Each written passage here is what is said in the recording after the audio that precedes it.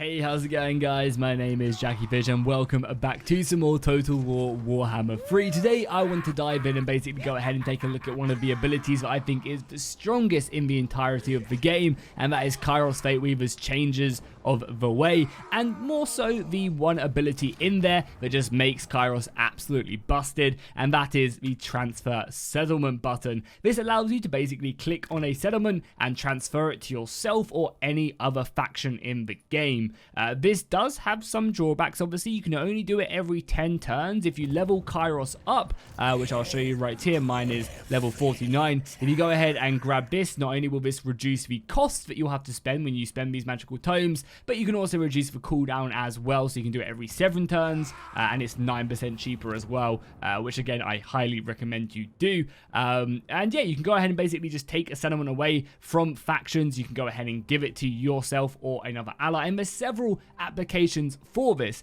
And the obvious ones are to take away settlements from your enemies so that they don't have a foothold, is also to go ahead and maybe bring someone else into the mix. I could transfer one of these settlements over. However, that's going to be costly. The more you do it against a faction, the more expensive it's going to be. As well as that, there's stuff like your average diplomatic relations with the target. With Cathay, mine are absolutely appalling, so it's going to cost me a lot of these books, and I'm not going to be able to sustain this. I currently make something like 72 turns, so every 7 turns I'm not going to be able to do this regardless of how many battles I win. So you don't really want to kind of overexert yourself on settlements like this. However, there's going to be settlements, further down to the south. This is only 1800, and I could give this over to someone completely. I could give this over to Khorne or Slanesh and make wreak havoc in Cathay, whilst I'm also, attacking the Snake Gate and pushing down and doing damage. So that's the obvious reason, right? Another way of doing this is by taking a settlement. So obviously you can't take settlements you're at war with, so I can't just take a settlement from these guys because I'm at war with them.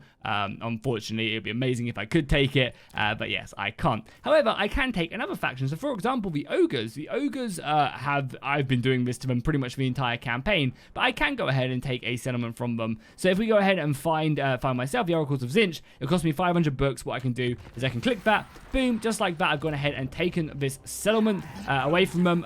Essentially, I've actually already, oh no, that's an outpost I've got there. Yeah, but by taking this away, obviously, there's not really much they can do about it. We're allied right now, so they're just like, oh yeah, sure, you take that, my friend. You definitely convinced us that, you should have that province. It also helps that Tzeentchian corruption is flowing freely throughout the mountains as well. But when I end the turn, it's going to register. Unfortunately, you have to end the turn, otherwise the game doesn't really realize you've taken it. But yeah, boom, I've now taken that. So what I'm going to do now is I'm going to hit these guys up and be like, yo, Ogres, what's up? You want Titan's Notch back? And they're like, no, I don't want it.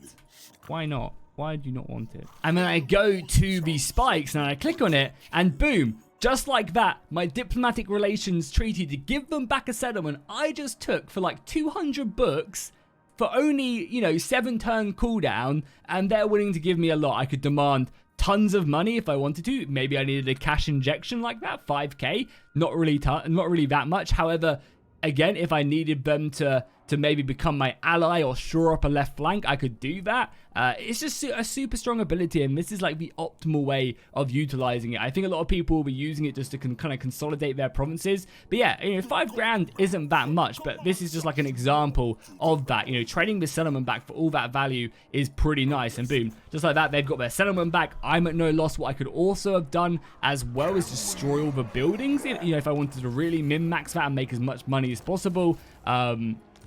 That'd be super, super strong, and there are other ways to utilize this. So another way of utilizing this is to help to shore up your flanks. Now, the obvious reasons are like, yeah, I'm just gonna go ahead and take a settlement away from someone, and that, will kind of act as a barrier, but I'll have to go through that faction, or just add a little bit of distance between us. But for example, I'm at war with Papa Nurgle. I don't want to be fighting him. He's a legendary lord. You can see he's got 3 full stacks right here. It's annoying. I don't want to have to deal with him. So some things I can do, like, and again, if we take a look at the diplomacy really quickly with him, you'll see that I am actually pretty close to making peace with him. Right here, peace treaty is 2. I don't have any money to pay him, so this is just annoying. We're kind of close. It's the faction difficulty that's really making that kind of come into play. So one thing I could do is I could go ahead and go to the changes of ways. Here's 2 provinces here. This one's going to be pretty easy to take. I haven't really used it against Nurgle much. I used it in the beginning to kind of take a few of these provinces, but nothing too crazy. I can give this over, I don't know, I'll give this over to Slaanesh. I could give this over to someone I'm basically not at war with. Maybe the Ogres. We're pretty good friends with the Ogres. I could also give it over to like a legendary lord and try and, you know, get them to go there so I can get the faction trait. That's another way you can do. But yeah, I'll give it to Ostermark. Why not? It'll be funny. It also changes costs as well, I believe, depending on who you give it to. No, it doesn't. Oh, Slaanesh can have it. Boom. Just like that, Slaanesh now has this province, and what I'll do is, as you guys saw beforehand, we need to end the turn to let the game register that they no longer hold this, and as this will happen, you'll see, probably even on their turn, all of a sudden that -2, oh my god, look at that Dwarven army, that -2 of diplomacy will be actually in my favor, and I should, as long as Nurgle don't do anything too crazy, I should now be able to, offer that peace treaty. So all of a sudden, it's no longer, like that, boom, it's now free in my flavor. Switch, they will pay me for peace, boom. Left flank now is completely secure, no need to worry. And you can do that with any faction as well.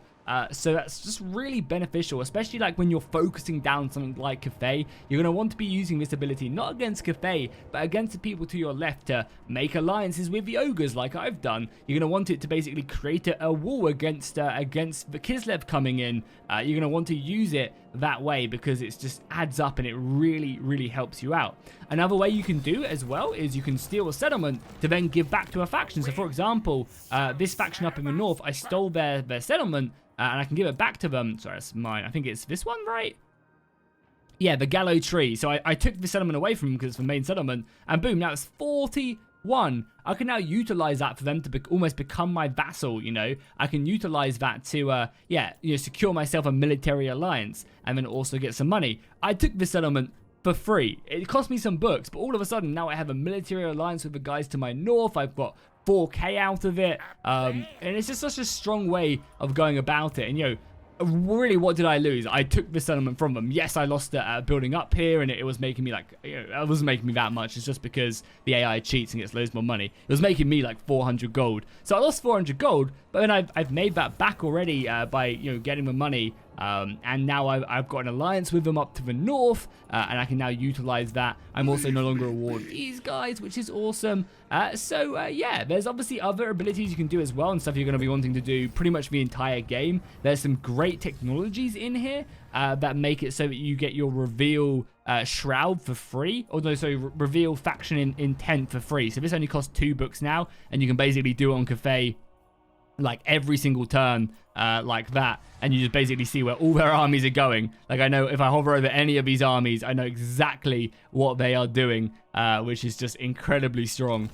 You can also obviously reveal Shroud as well. So we go over here, I could go to, I don't know, anyone over here. I mean, we've got Kislev. I've just seen Slaanesh as well, right? Where's the Demon Prince guy? Where's the Chaos Undivided dude? I can show you here, the Legions of Chaos. Boom, 65 books. Now I can see everything he's doing for a set amount of turns. Now this does go away, however you can do it, and there is no cooldown on Reveal Shroud as well, I believe, yeah. So I could basically reveal the entire map if I wanted to right away. It's going to cost you books, but again, I make 68 books, and you know, it's cost a decent amount, and there are ways to reduce it the further you go in. And yeah, it's just so strong, so you're definitely going to want to obviously focus your way down here. Stuff like Break Alliance I haven't really found to be that amazing. I guess it would be nice if you want to go to war with someone, and I imagine this will be way stronger in the actual Mortal Empires campaign rather than the Chaos Realm campaign.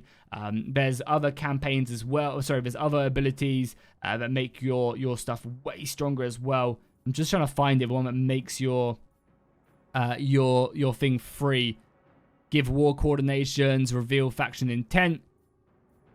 It doesn't say that it makes it free. There must be something else applying to it that Kairos has.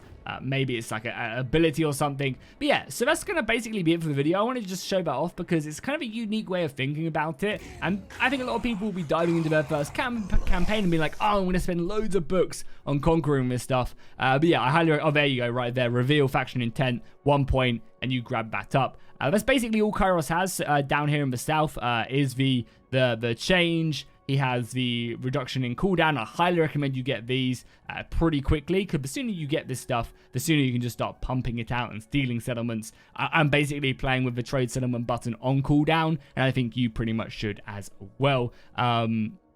And then also, obviously, reveal, yeah, that being free, upkeep, and then this as well is really, really useful. For Kairos as well, if you're wondering how you should spec him, I think you should rush this stuff and also rush Pendulum, strongest ability in the game. And just keep in mind, if you're going to be using Pendulum, which is, again, the strongest spell in the entire game, especially with Kairos with his cooldown reduction and also his damage bonuses, you shouldn't put any points in Infernal Gateway if you're going to definitely use Pendulum, because it removes it. So just keep that in mind. Yeah, that's kind of a build order, I think. I think kind of go down this route, make sure you grab up this stuff right away, probably the cooldown so you can utilize it. Stuff is pretty cheap in the beginning of the game, so I'd probably go Root Marcher, 3 points in binding, then maybe grab some magic, then grab this, and then obviously go down this route. The damage reduction is incredible as well. So yeah, hopefully you guys found this video useful. If you did, make sure you drop a like and a comment down below. Make sure you subscribe if you haven't already. I've been streaming tons of Warhammer 3 on the channel, so make sure you don't miss that. Obviously also plenty of videos, and I'll be doing some cool launch stuff as well, so make sure you go ahead and hit that subscribe button, and I'll see you guys in the next one. Also, let me know down below in the comments what faction you guys will be playing first on launch, and I'll see you guys there.